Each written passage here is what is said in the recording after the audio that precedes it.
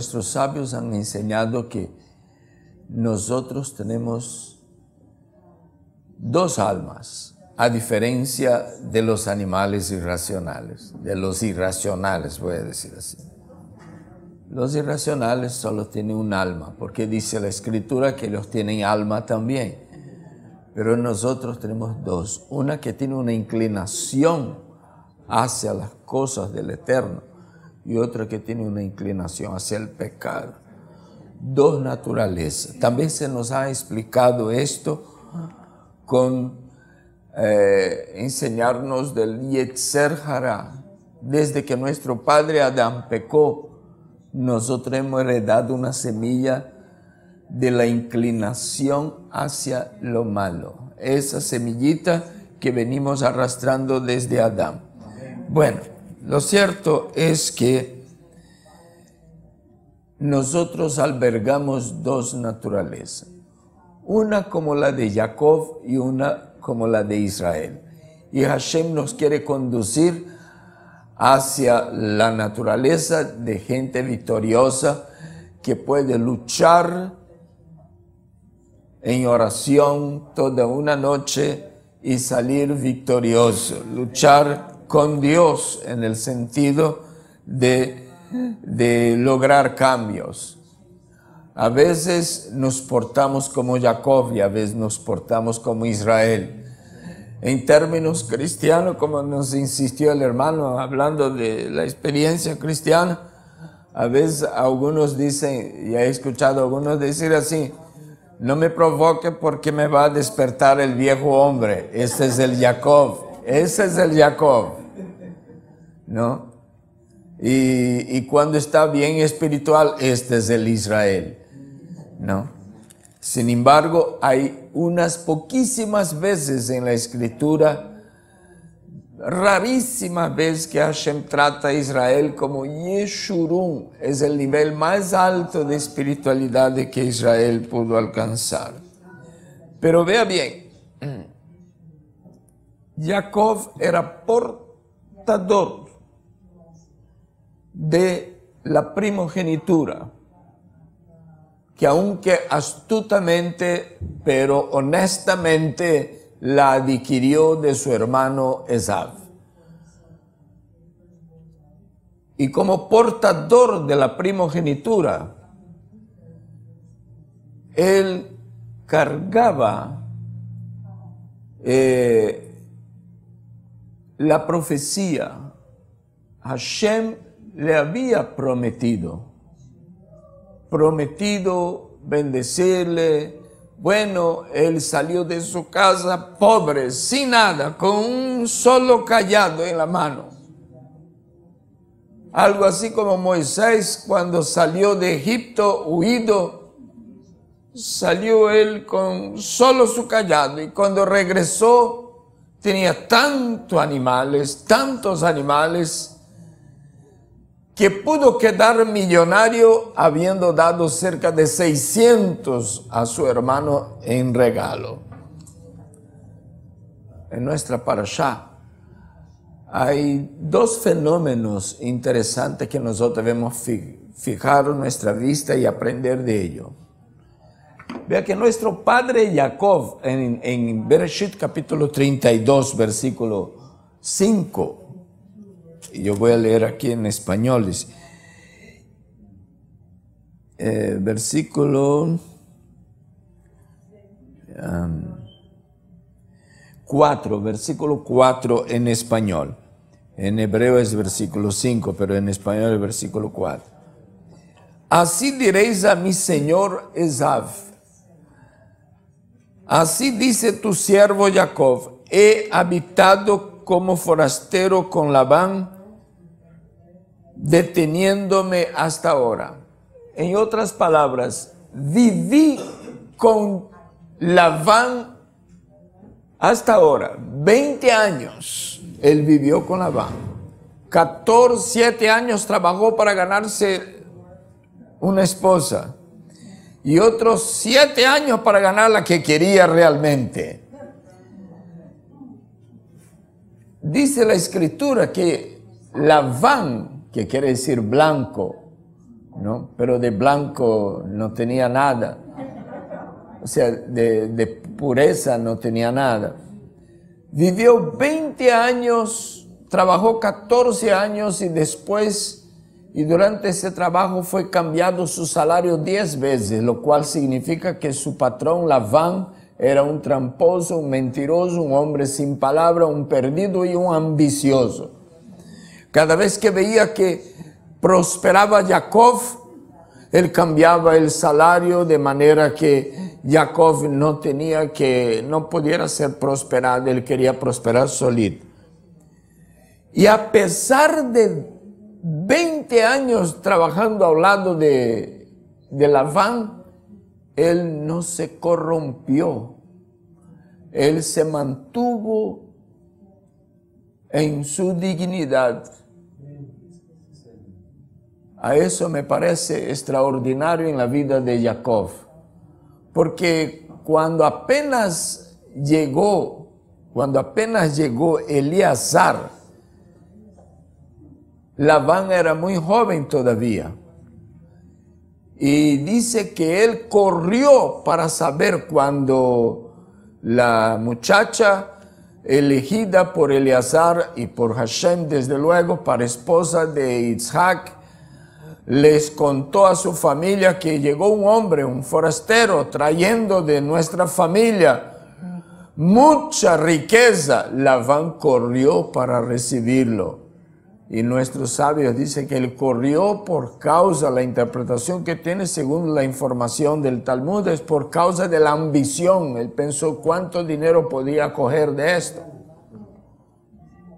Pues bien, hay mucha gente trabajando por ambición, y eso era Labán. Y Jacob se caracterizó no por riqueza, él llegó pobre allá donde Labán. Él lo único que quería era constituir su familia, tener su esposa y la esposa que él quiso tener y punto, y formar una familia. Y estuvo dispuesto a trabajar 7 años. La mayoría de ustedes aquí tal vez no trabajaría 1 año por ganar la esposa que tiene. Él trabajó 7 años. Como le hicieron trampa, él estuvo dispuesto a trabajar otros 7 años para llegar a donde él quería. Eso sí, ¿no? Esa mujer bendecida, ¿no?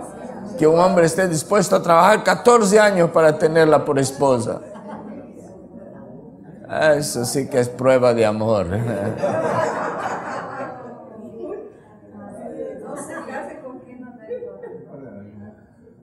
En aquellos tiempos la cosa era diferente de hoy. Pero él vivió allí 20 años y él dice, con Labán he vivido 20 años. Y continuó portador de la dignidad de un dueño de primogenitura, un hombre con quien Hashem tenía pacto, y volvió. Aún así sentía que necesitaba volver en Teshuvá, como dijo el hermano.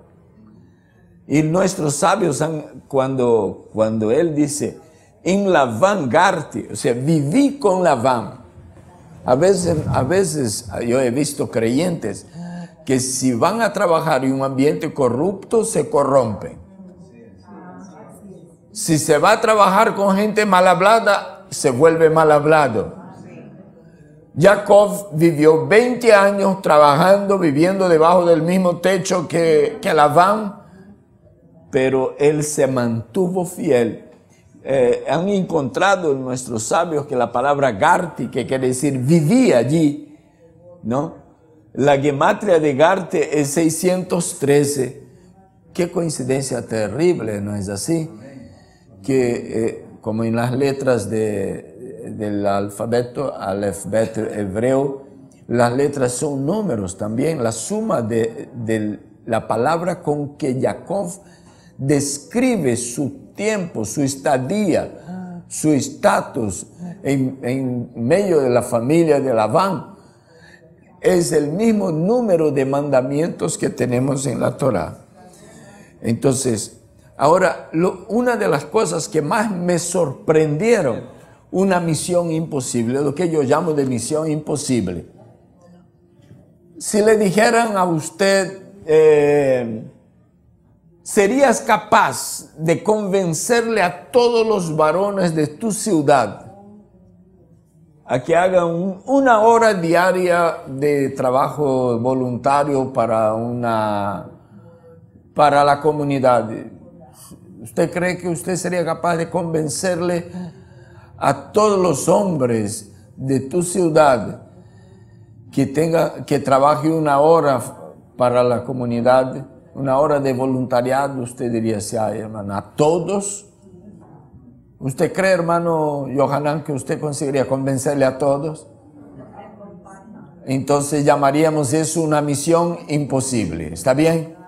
Ahora, ¿y si fuera así, convencerle a todos los hombres de la ciudad de que hagan una cirugía innecesaria, sin anestesia? O anestesia, ¿cómo se dice? Anestesia. Que todos hagan unas cirugías que no necesitan hacer y sin anestesia. A veces esto se vuelve más imposible todavía. Pero les tengo un fenómeno dentro de nuestra parashá. Usted sabe lo triste que le pasó a la hija de Jacob, Dina.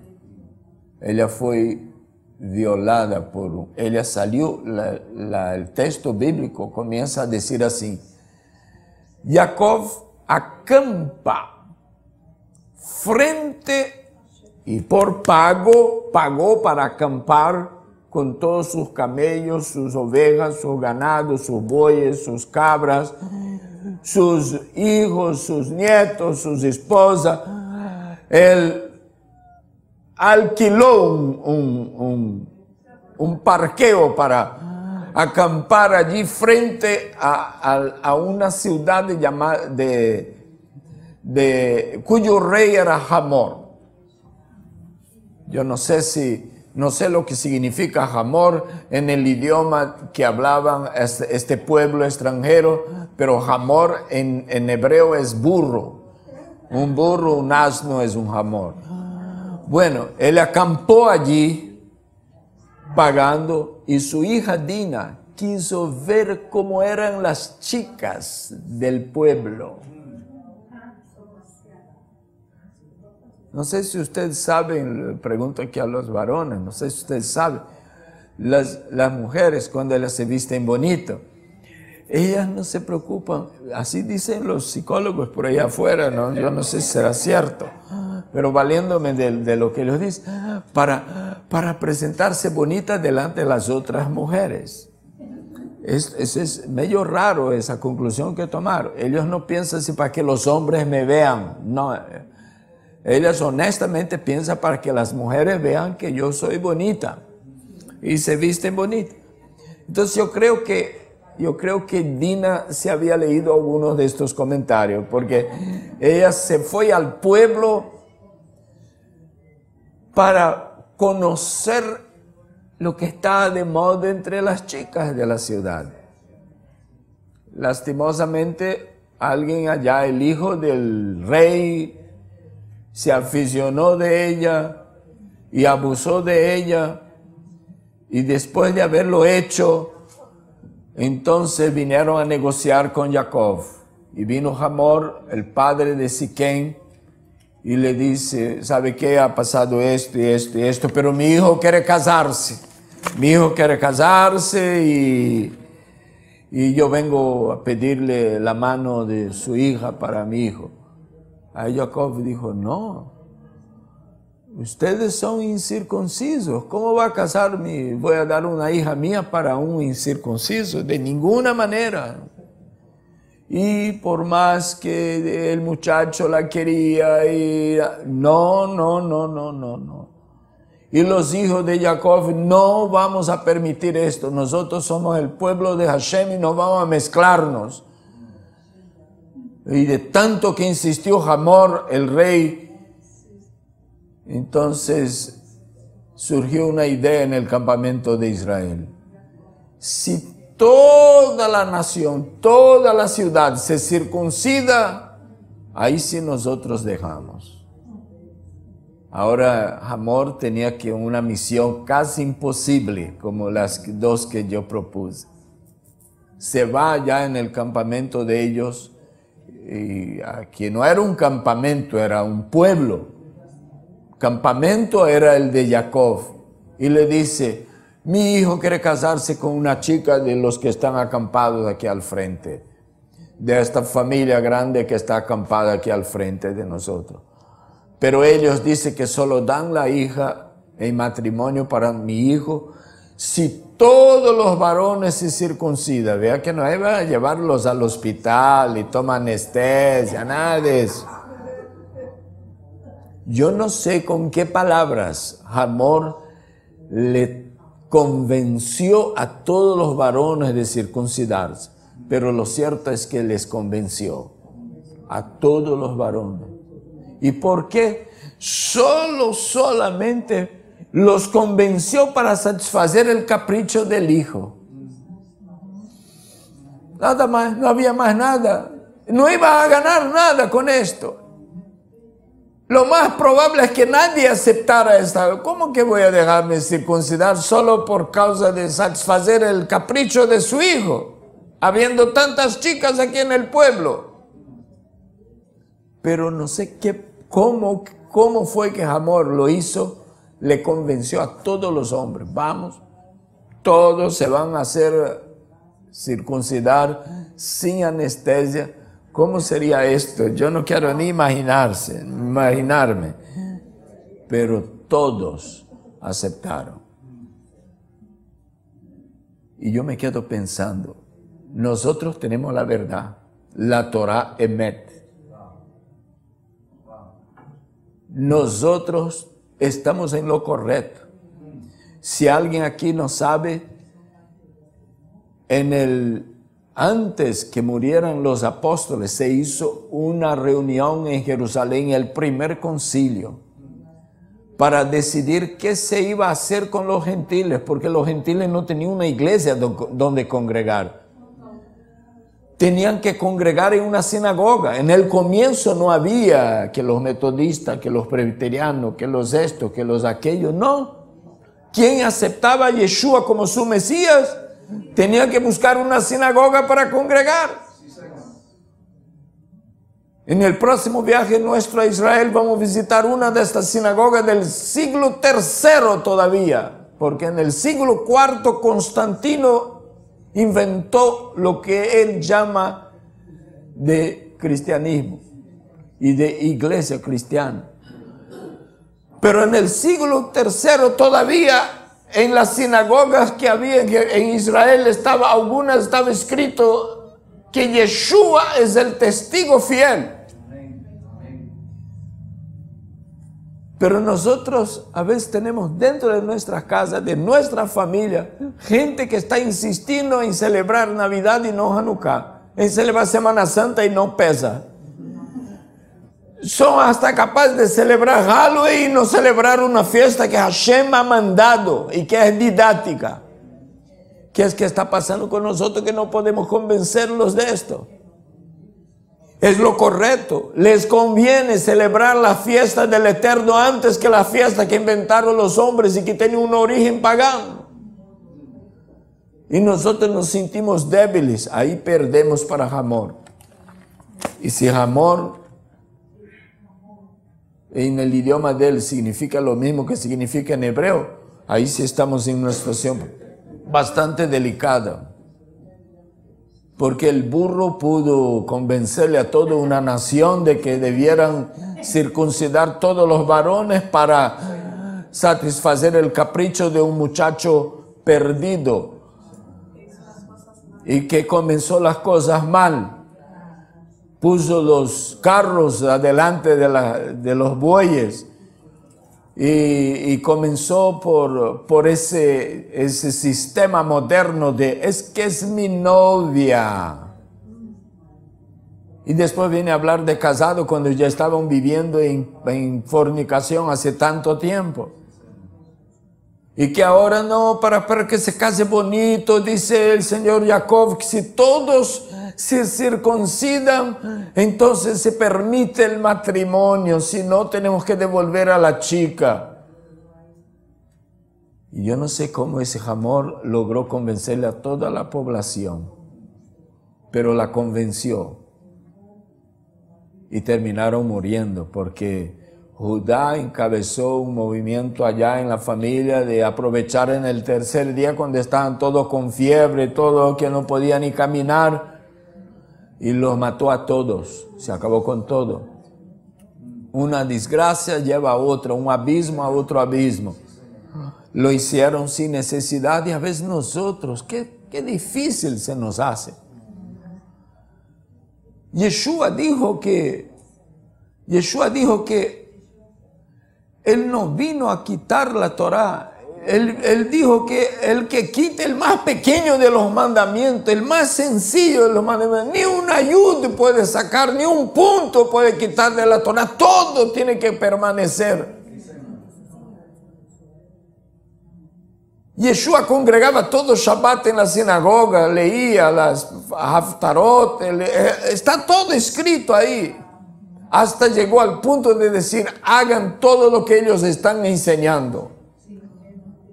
Solo tened cuidado con lo que ellos están haciendo, porque son hipócritas. Está hablando de una clase de fariseos que no vivían lo que enseñaban. Pero enseñaban lo correcto, la Torá estaba bien. Pero a veces nosotros nos sentimos tan cortos para convencerle. Tal parece que ese convencimiento solo viene mismo de parte del Eterno. Bueno, no sé si lo cierto es que Hamor pudo convencer toda la población. Otra cosa que me llamó mucho la atención en nuestra parashat, y es que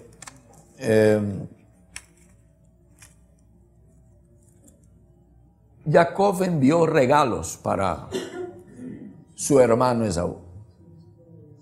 Él le envió regalos y fue muy sincero. En la versión que tengo aquí, dice que le envió regalo para su hermano, para que él encuentre gracia ante su hermano.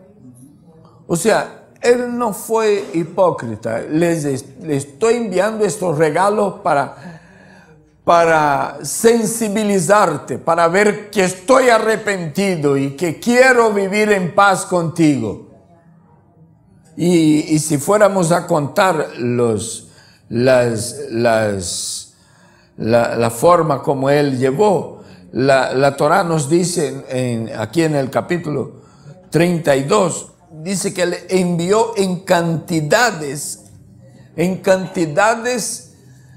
exactas como para que Esaú fuera también un gran millonario que pudiera ser prosperado, porque envía 200 ovejas con 20 machos cabríos, con 20 carneros, 200 cabras con 20 machos cabríos, y vacas y camellos, todo definido tal como tenían que, para empezar una gran fortuna, para cultivar la producción. Él fue sincero. Y hasta si nosotros viéramos, por ejemplo, de las ovejas que él mandó 180, de las cabras que mandó 180 sin machos cabríos, 180 sin machos cabríos, 30 vacas sin terneros, 10 burros sin parejas, son 400. Parece que coincide aquí 400 animales y 400 hombres. Fue lo que el ejército que tenía Esaú. Parecía que Jacob quería dar un animal por cada uno, como ofreciendo en sacrificio por cada uno de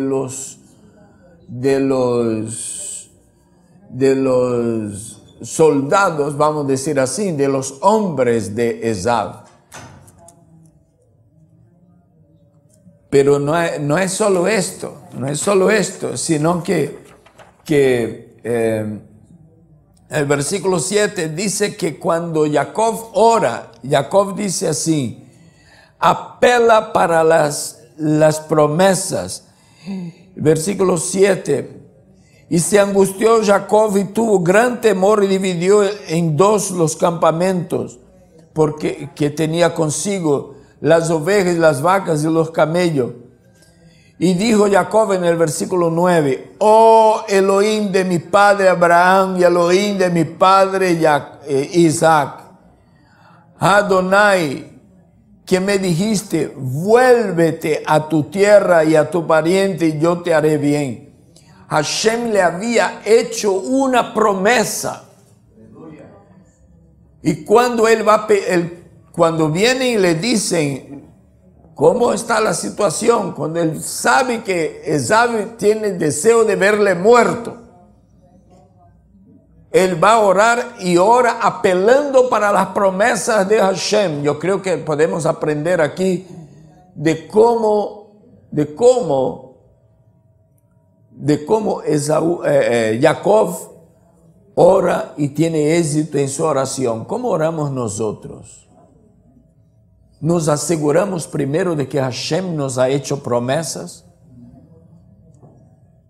Él comienza su oración diciendo, tú me has prometido, tú me dijiste, ve, vuélvete a tu tierra. Y yo dejé a Labán atrás y vine trayendo toda mi familia. Tú dijiste, yo te haré bien, yo te voy a bendecir. La otra cosa en el versículo 10, soy indigno de tus misericordias y de toda fidelidad que has hecho a tu siervo, pues con mi callado vadeé este Jordán y ahora estoy convertido en dos campamentos. ¿Será que nosotros cuando vamos en la presencia de Hashem vamos reconociendo las promesas que Él ha hecho por nosotros y reconociendo a sí mismo nuestra indignidad, de nuestra infidelidad, que Hashem, que no somos dignos de que Él haya sido fiel con nosotros, de que todo lo que tenemos ha sido una bendición de parte de Él? ¿Será que vamos atribuyéndole a su infinita misericordia cada bendición? Ahí en el versículo 11 Él dice, te ruego, de la mano de mi hermano, líbrame, te ruego, de la mano de mi hermano. Ahí fue recién cuando él comenzó a pedir a Hashem después de haber reconocido delante del Eterno que él no era digno de nadie, que no era digno. Si sabemos expresar nuestra confianza en las promesas de Hashem, y si sabemos presentarnos delante de Hashem con humildad, reconociendo que no somos dignos de lo que Él nos ha dado, y si sabemos ser sinceros y decir, tengo miedo de mi hermano. Eso suena un poco negativo, y nos han tratado de convencer allá afuera, la mayoría de los predicadores, de que tenemos que ser positivos en nuestras palabras, pero delante del Eterno tenemos que saber el momento cuando debemos reconocer nuestra debilidad y nuestra fragilidad. Ser sincero delante de Hashem, decir, tengo miedo. En cuanto nosotros no abrimos nuestro corazón delante de Hashem, o en cuanto Jacob no abrió su corazón delante de Hashem, le dijo, Hashem, tengo miedo. Te confieso, no debiera ser así, pero tengo miedo. Pero estoy aquí porque tú me has prometido. Estoy aquí porque tu misericordia ha sido conmigo. Entonces él fue a orar y pasó toda una noche orando. Y allí fue donde él experimentó cambio. Allí fue donde él fue ascendido de Jacob a Israel. Oiga, cuando usted lee en la Escritura, esté leyendo Salmos, usted va a ver redundancias. pero no son redundancias simples, son muy profundas y hay que tomarlas en cuenta. Cuando dice Dios de Jacob, Dios de Israel, ¿no? Está hablando de dos personas, de dos etapas en la vida de nuestro Padre, ¿no? Jacob es cuando él era el hombre débil, el hombre que se dejaba engañar, el hombre que servía, que cedía al impostor, que no podía vencer, que no vivía una vida victoriosa, que Labán prevalecía contra él. Pero Israel es aquel que sale victorioso, aquel que recupera las fuerzas, aquel que se pone en presencia de Hashem y sale con fuerza y vigor y victoria, ¿no? Este es la diferencia que hace. El salmista no estaba buscando palabra para hacer juego de palabras simplemente en su poesía, sino que él estaba tratando de manifestar que Hashem es misericordioso con Jacob y es misericordioso con Israel. Así que Él es misericordioso con nosotros en nuestras debilidades. Y si nosotros aún estamos aquí es porque es misericordioso. Pero Él desea que nosotros seamos Israel. Que no vivamos solamente con el carácter de Jacob, ¿no?